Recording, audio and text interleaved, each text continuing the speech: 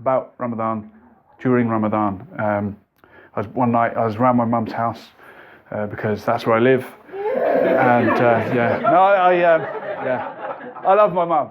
I do. I love my mum dearly, as we all should. In fact, who's not ashamed to put their hand up and say that they love my mum?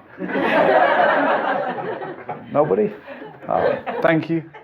Guy at the back looks a lot like me. That is uncanny. But I love my mum, and I said to my mum, it's Ramadan at the moment. A lot of my friends are fasting, and my mum said, "Gosh, Julian, when you get to my age, it feels like Ramadan comes round quicker every year, so it does." I said, "No, Mum, it actually does." By 10 days, they use a lunar calendar. It's different to us. She said, "Gosh, Julian, those Muslims, they love to be different, don't they?" And I'll explain the accent. Some of you probably worked out. My mum's from northern Pakistan. It always gets a laugh that way, right, Ricky? I'm gonna put it in every set. Yeah, no, she's not from northern Pakistan. Any guesses where my mum's from? She's from a war-torn country that was partitioned by the British during the first half of the 20th century. Where's she from? Bangladesh? She's from Ireland. Yeah, my mum's from Ireland. So therefore, obviously, she doesn't know anything about Islam or Muslims. Or so I thought. Good evening, Hayat. Hayat. Sorry. How are you doing? I'm just talking about my mum's from Ireland, okay? And we were, my mum, she carried on the conversations, and she said, "Julian, those Muslims, they're always fighting each other. Sunnis and Shias killing each other in Iraq." Hypocrite warning. Why is that hypocritical for an Irish woman to be criticising the sectarianism that's rife in the Muslim Ummah? Why is that hypocritical? Hayat, can I pick on you? I'm just going to my cabinet. Do what you got to do. Who can answer the question? We're going to pause for a moment to explore this. We'll come back to the comedy. Why? It's an important we will. Just be patient. We will. It's an important conversation to have. Why is it hypocritical of my Irish mother to criticise the Sunnis and Shias? Well, Catholics and Protestants. Fires, well done. Well done. Well done. Thank you. Well done. You've won yourself a prize. Come and see me after the show. It's a signed T-shirt. Oh, wow. Yeah. I haven't got the T-shirt, but I've got a pen. Come and see me. I've got quite big handwriting.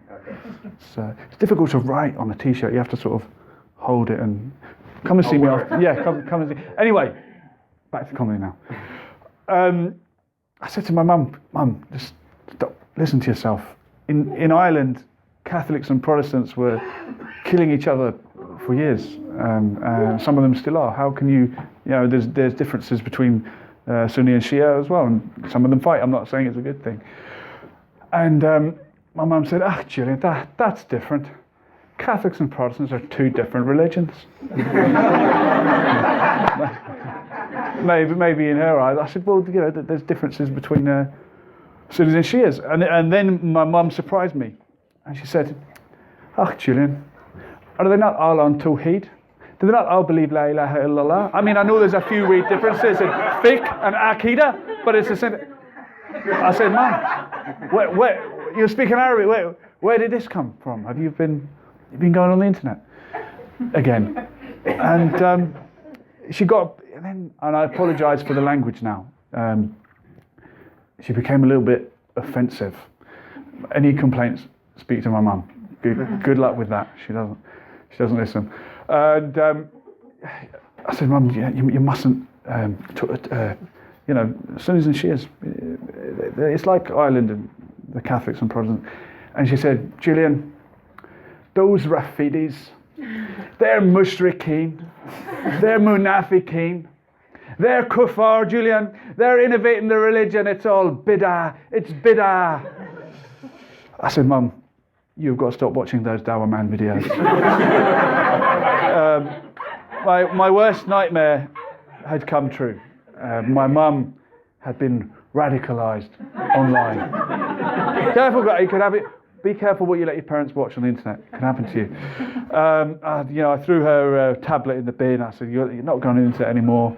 I've got one of those spinny things to sort of concentrate on, get her mind off it.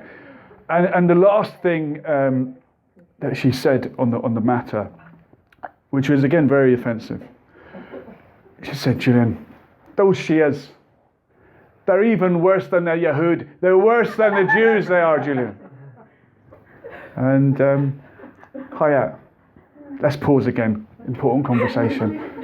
Why is it inappropriate to describe a group of people as worse than the Jews? Why is that? Why is it not nice to criticise a group of people, calling them even worse than the Jews? Why is that inappropriate? Tread carefully now. My mum does, unfortunately. Why is that inappropriate? Well, I'm not a judgmental, so I never judge like that. So I don't know. No, well done. It's all right. You've won a T-shirt as well. It's all right. You tread carefully. Well done. It's not no one should ever say that. And to hear it from your own mother, trust me, it's very upsetting. And the last word we don't talk about this anymore. We don't bring up religion. My mum and I. The last word she said on this was very offensive. Julian, you're just a wee puppet for Iran, so you are. Me, a puppet for Iran. There are things I like about Iran, the people, the food, the culture. I wouldn't be performing in a place called Rumi's Cave if I didn't like something about Iran. And I did visit Iran recently. I'll tell you more about that after the break. But one thing I did learn was that Rumi, in Iran, they refer to him by his title, Maulana, which I thought was very beautiful. Imagine being named after a restaurant in Ealing. Guys, there's more to come after the break. Thank you very much.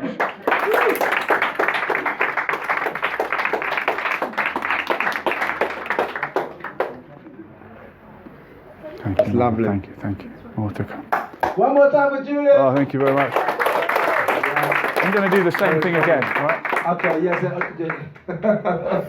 No, it's going to change up a little bit. Thank you very much. Here we go, round two. I'm Julian Morrow. Probably recognise me. I'm so tempted to do it. I'm the white guy from the poster. All right, part two. I found out today that I had to chop my act in half, so where were we? I went, my mum, thank you. Were you heckling or are you just, not my mum? I'm not Jimmy Carr. I went to Iran, yes. I went to Iran and it was amazing. And in Iran, I felt like a millionaire. And I've actually got some of my holiday money left over. Uzma, have a look at that. Read it out.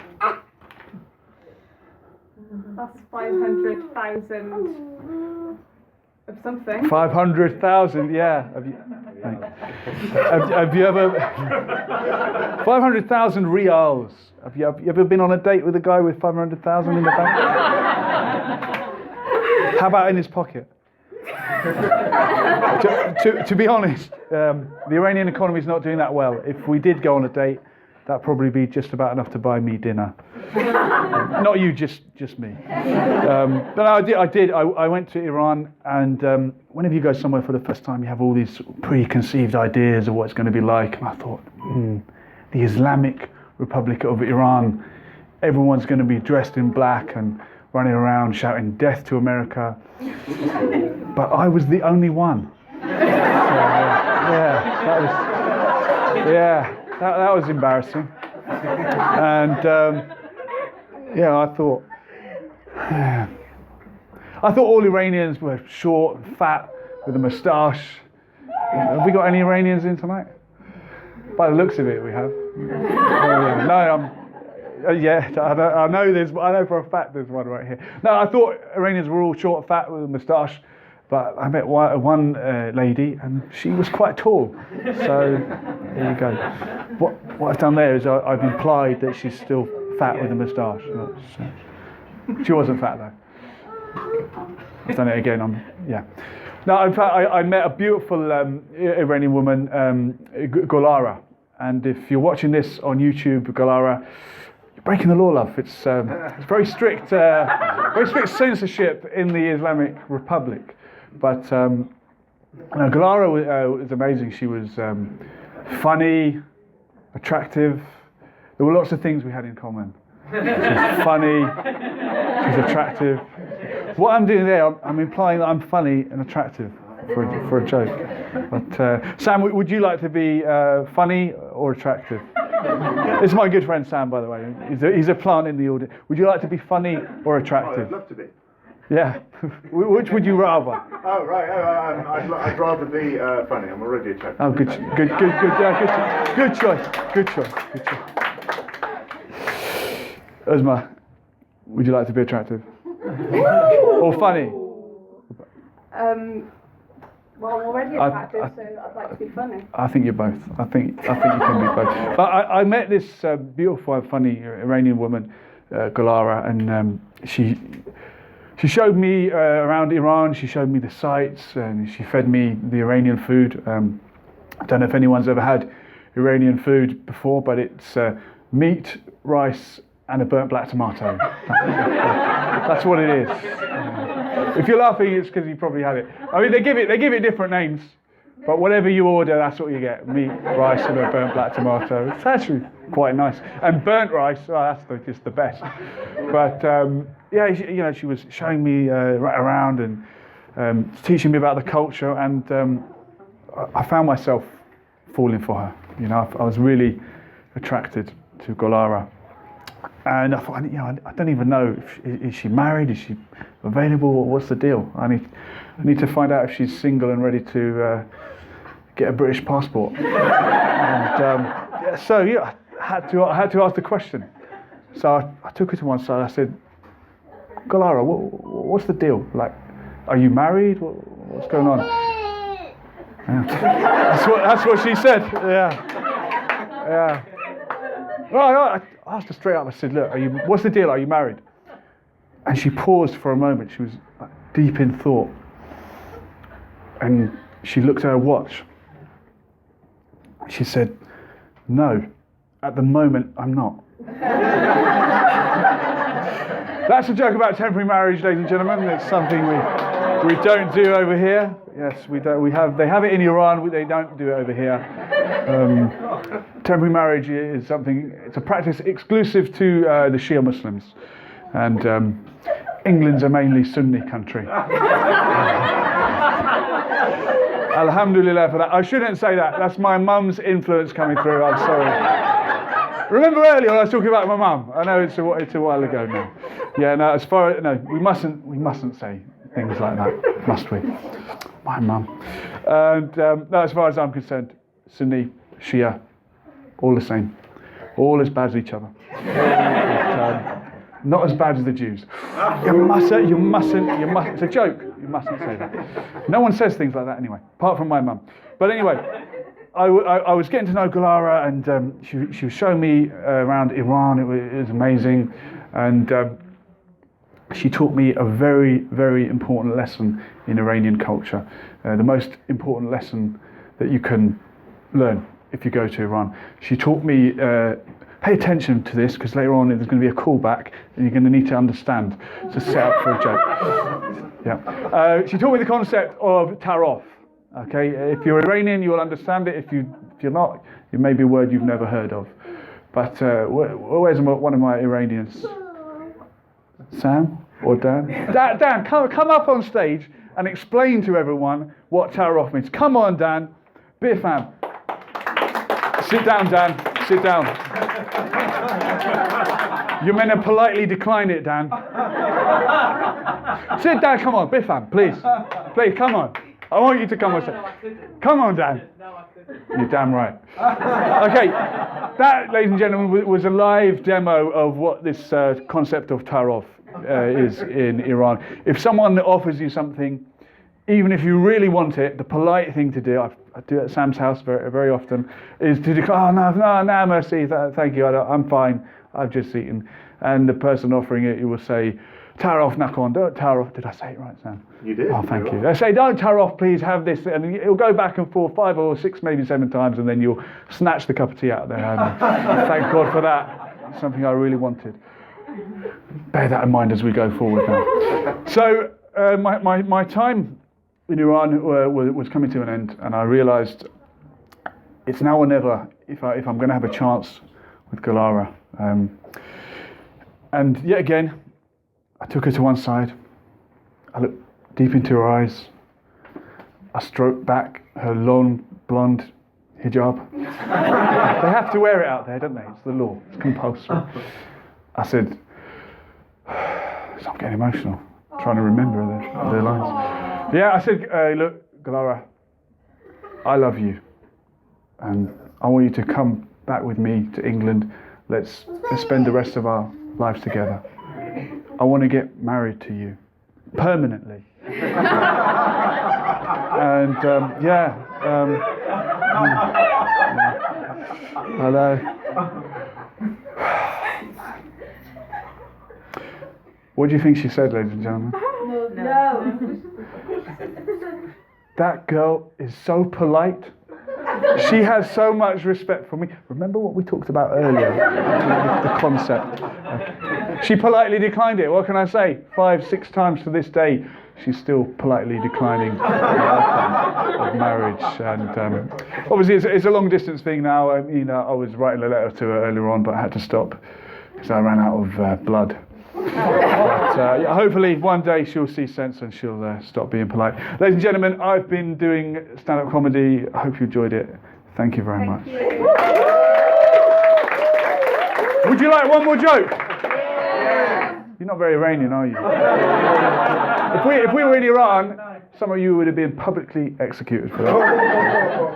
I'm only joking. In Iran, a lot of the executions happen behind closed doors. Ladies and gentlemen, thank you and good night. Thank you. One more time for Julian. Yeah. Thank you. So would you like one more job from Julian? No. Be polite. Anything. You haven't learned from me. Yeah, sorry, Julian. That's it. Be polite. Be polite. You know, we have to go back and forward and. Okay. Have we got the Iranians here?